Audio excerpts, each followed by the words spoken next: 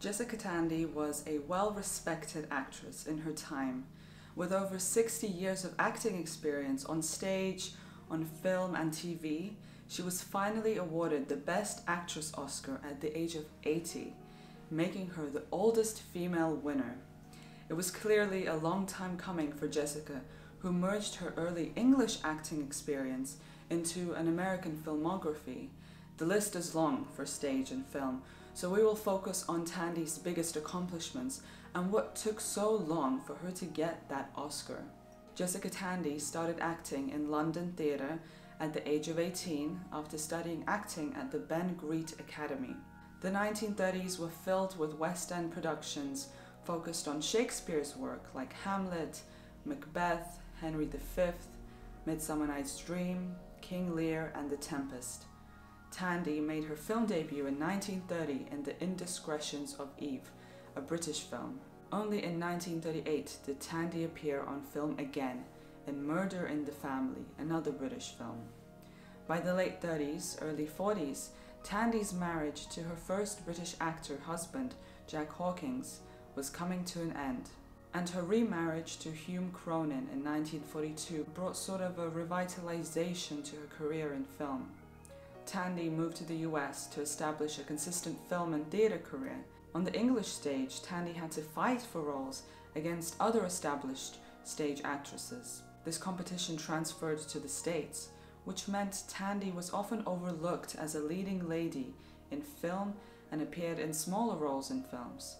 Her Broadway career was by far more exciting. Her first US film was in The Seventh Cross in 1944.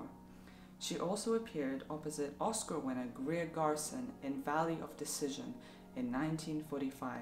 Broadway was exciting because in 1947, Tandy portrayed the title character of Blanche Dubois in the original production of Tennessee Williams' play called Streetcar Named Desire.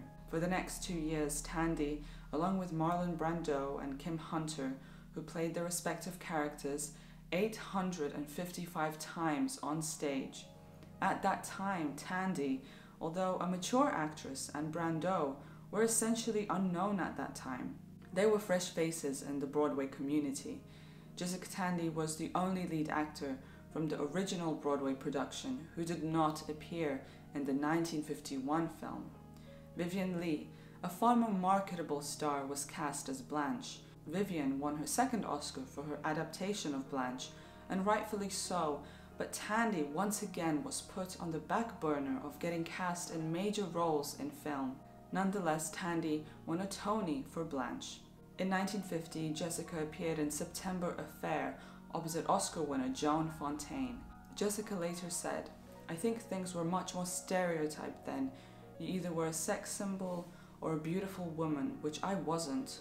Or you got the dregs of the parts, not the interesting ones. I'd been playing large parts in the theatre for a long time, and I wanted to do more in films than I was offered." Jessica spent the 1950s all the way into the 80s making big waves in theatre opposite her husband Hume Cronyn.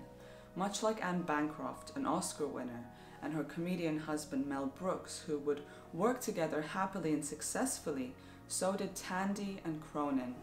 Their professional collaborations made their relationship stronger. Tandy and Cronyn appeared in Broadway successes like The Four-Poster, Honeys, and Delicate Balance, to name a few. In 1963, Tandy appeared in a minor yet memorable role in Hitchcock's film called Birds, opposite Tippi Hedren. Clearly, Tandy had a favorite medium to act in, and that was on stage. She said, "I'm most comfortable on the stage. Because of the nature of film and television, you'll very often do the climactic scenes on the first day and the other parts weeks later. It's hard to remember exactly what state you were in. It's easier when you start at the beginning and go through to the end. Any new project, new play, new film, you're really starting from square one every time. You can't be sure enough of yourself to say, well, this is just a piece of cake. It's not like that at all. Not for me." Therefore, Tandy won her second and third Tony Awards in 1978 and 1983 for her roles in The Gin Game and Foxfire, respectively, both opposite her husband. In 1994, the couple actually won the Tony Lifetime Achievement Award. Arm in arm, the elderly couple went up to accept their award. That same year of 1994, Tandy passed away from cancer a few months after the Tony win. But a few years before then, Tandy was working endlessly. Her passionate energy never ceased. Her highlighted year was in 1990. After decades of weaving in and out of minor film roles, Tandy appeared in a heartfelt drama called Driving Miss Daisy, opposite Morgan Freeman. In a business where youth was often celebrated, mature, elderly-type female characters were few and far between. But Tandy managed to not only lead a film about an elderly woman, but win an Oscar for this role and become the oldest actress to win the Best Actress Oscar. Driving Miss Daisy eventually won 4 overall Oscars in 1990 out of the 9 nominations. The Oscar win was the cherry on the cake for Tandy.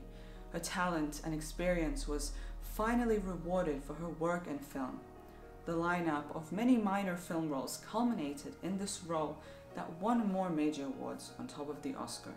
Tandy, who was diagnosed with ovarian cancer that same year, still persevered to appear in films like in Fried Green Tomatoes, Used People, opposite Kathy Bates and Shirley MacLaine, both Oscar winners, and her final film appearance in Nobody's Fool in 1994.